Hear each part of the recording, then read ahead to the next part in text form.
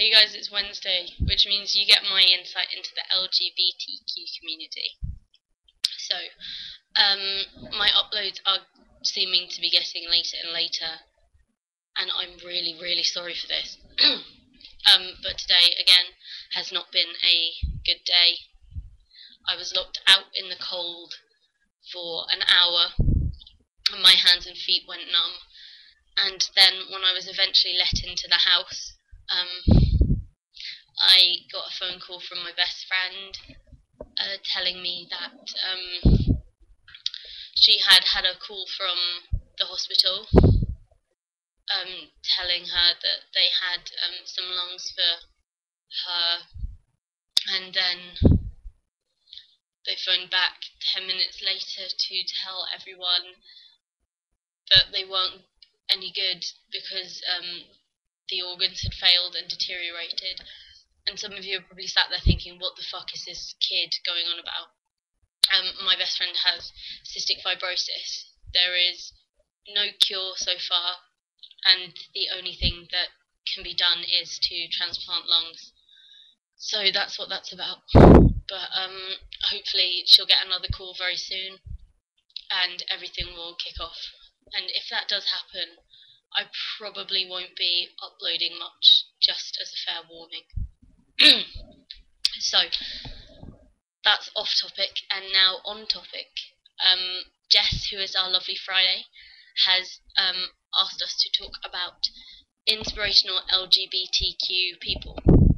And I know for a fact Luke has gone and bagsied a ton of them because he's getting sick of people saying what he wants to say in his videos. So I'm not going to steal anyone you have, Luke. I just want to tell you I am incredibly excited about your one because everyone you've picked is amazing and I love them. So mine are slightly less well known, I think. So the first one is someone called Andrej Pejic, and I think I'm pronouncing that right.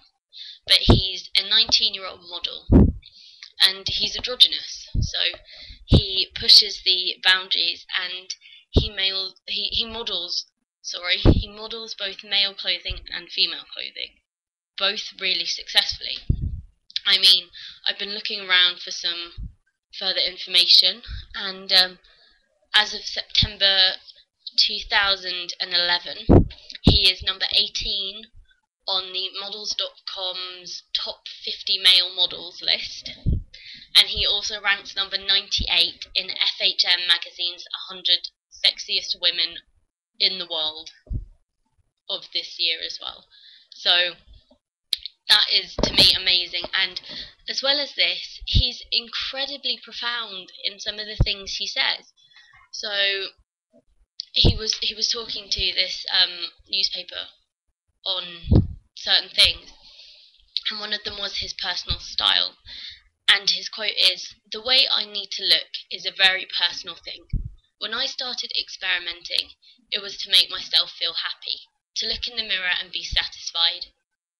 And I think that is an incredible thing to say, because he is challenging people, and he's trying to push out of these boundaries of social norms, because, you know, some people are still stupid and they have these gender constructs that people have to stick to, and they get, oh no, you can't do that if you don't stick to them.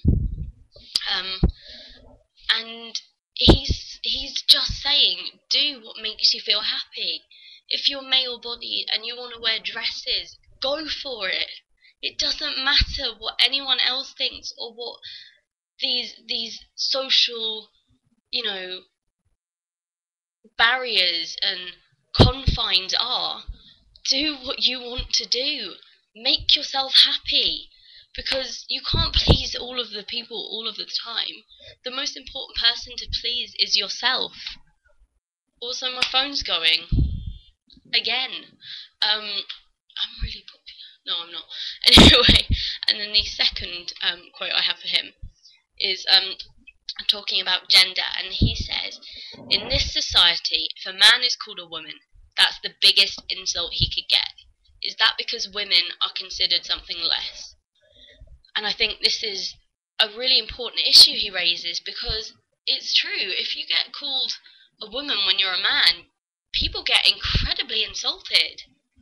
And I don't think that's at all right, because men and women are supposed to be equal, and it shouldn't matter if a man is called a woman or a woman is called a man unless they specifically ask to be, because they're gender fluid or trans or, you know, whatever.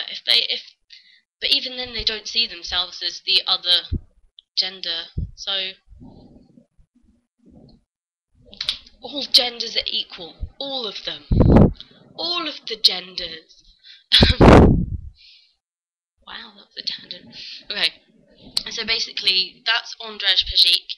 He is amazing and gorgeous, and you should go and look him up because he is absolutely stunning.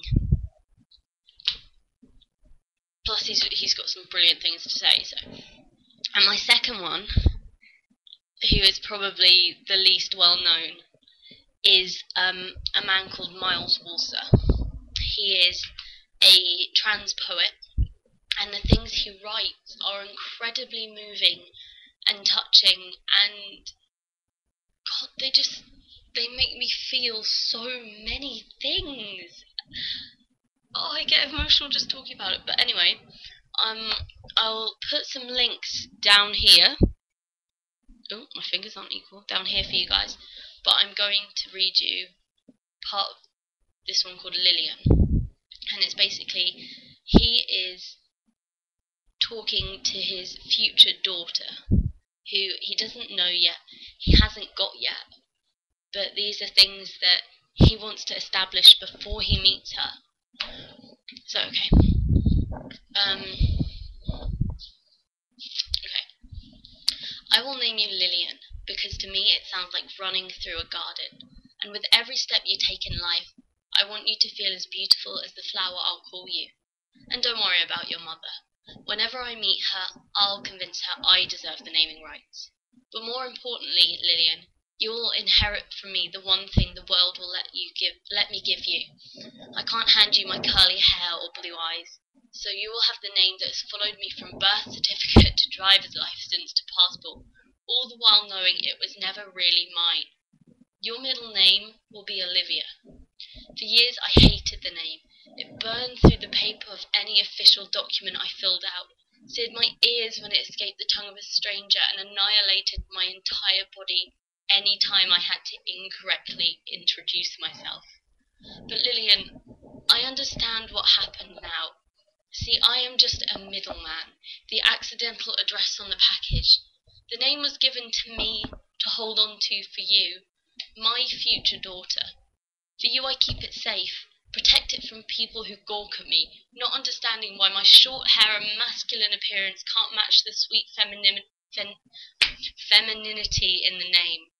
Or people who do understand and hate me for it, attacking the way I bypass the barrier of biological sex because I know that what I feel is more important than what I see in a mirror. People who think that I should conform to the name I was given, ignoring everything I know about myself. The same people who will someday hate our family because of me. But through it all, Lillian, always remember that I love you. I've never met you, but I love you. My future daughter. And it goes on, and it's all just as moving and powerful. And I don't know if you could hear, but I got really emotional during it because I know exactly how that feels. And I think that's why he touches me so much. He taps into the things that I feel as well. And it's beautiful poetry and so moving. And I think he's amazing. So I'll put some links down here for you to his poetry. It should be there. And that is my segment for this week. I will see you all next week. Have a lovely rest of the week, and enjoy Luke's video tomorrow.